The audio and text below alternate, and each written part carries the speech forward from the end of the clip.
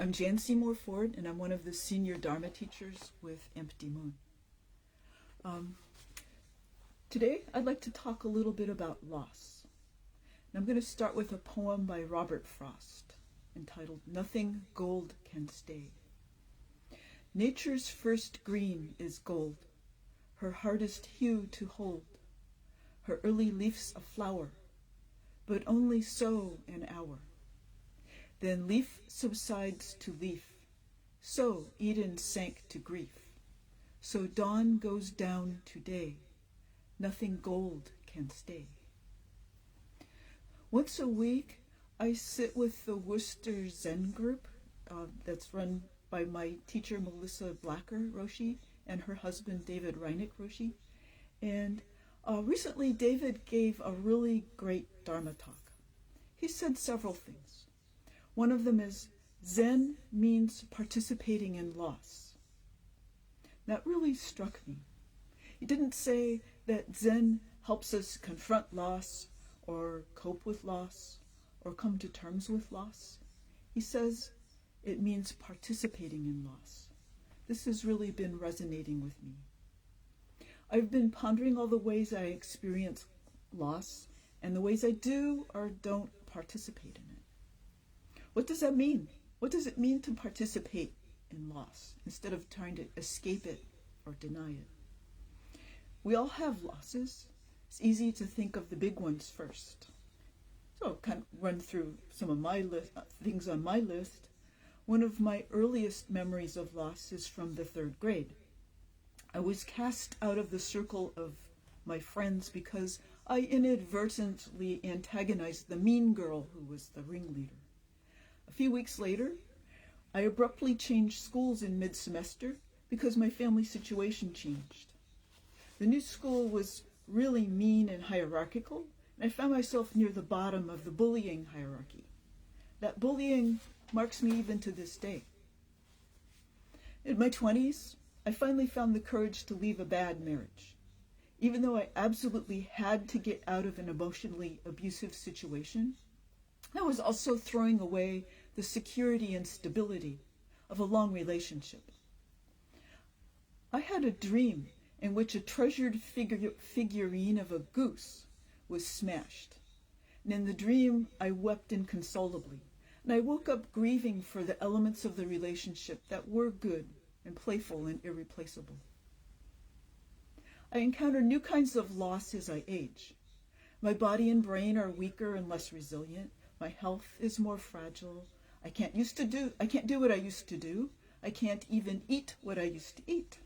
People I know die, and I'm confronted with the reality that I will die and lose this life sooner rather than later. Then here's another one. I wonder, do you guys do this too? I think I call it anticipatory grief. For instance, I think about my senior cat, who's right here at my feet. She isn't going to live very much longer. My mother is 94. She isn't going to live very much longer. I think about my husband, me, friends, family. The inevitability of loss is painful and inescapable to contemplate. It's easy to think of the big losses, but the reality is that every day brings us loss. My hopes and expectations are seldom met. Nobody ever acts out the script I create for them in the drama starring me.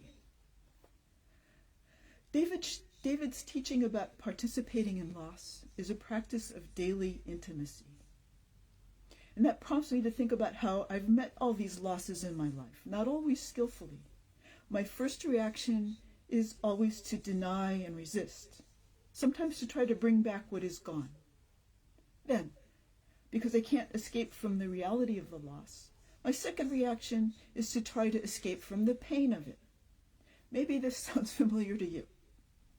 I think these reactions are pretty universally human and totally futile. So, how does my practice support me in participating in loss instead? I remember that one of the cornerstone teachings of Buddhism is impermanence. Loss and change is life. And This brings me to the teachings of the Four Noble Truths. The first and second truths remind us that our lives are characterized by suffering. We create this suffering by clinging to what is impermanent. Exactly what I'm doing when I deny and resist and thrash around trying to escape from the pain of loss. I tried to find a poem or reading that illustrates this teaching, but I was surprised at how hard it is. A lot of poetry about loss and change is kind of mawkish. It's about grief transforming itself into joy and happiness. I think we call that toxic positivity these days. I run this test. Could I imagine reading this poem to my brother-in-law who's suffering from a cruelly painful degenerative disease? Most of the time I have to say no. There was a poem we were given twice by hospice workers when family members died. My mother-in-law and James's auntie. Its final line is, and you've probably heard this, its final line is, "Do not stand by my grave and cry. I am not there. I did not die." Yeah, you did. I'm never going to see you again. Auntie and Mom, Barbara, will never come back. I did not find this platitude comforting or wise at all. I think it's because it merely promises the pain will subside and present us with something else to cling to instead. So, if loss is inescapable, how does our practice bring us to participate in it?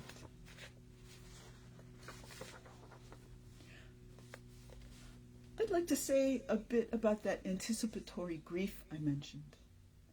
I hold my cat and mourn her while she's still purring on my lap. I catch myself doing this a lot. What I'm doing is turning away from the intimacy of the moment, mourning its impermanence, even while it is gloriously in my lap, is a way of forgetting to be present. I think that brings me back to David's teaching of participating in loss. Our practice calls us to be present with every moment. Just to close the circle of the Four Noble Truths, they bring us back to this practice of presence, right here, right now. I'm going to read that Robert Frost poem again. Nature's first green is gold, her hardest hue to hold, her early leaf's a flower, but only so an hour.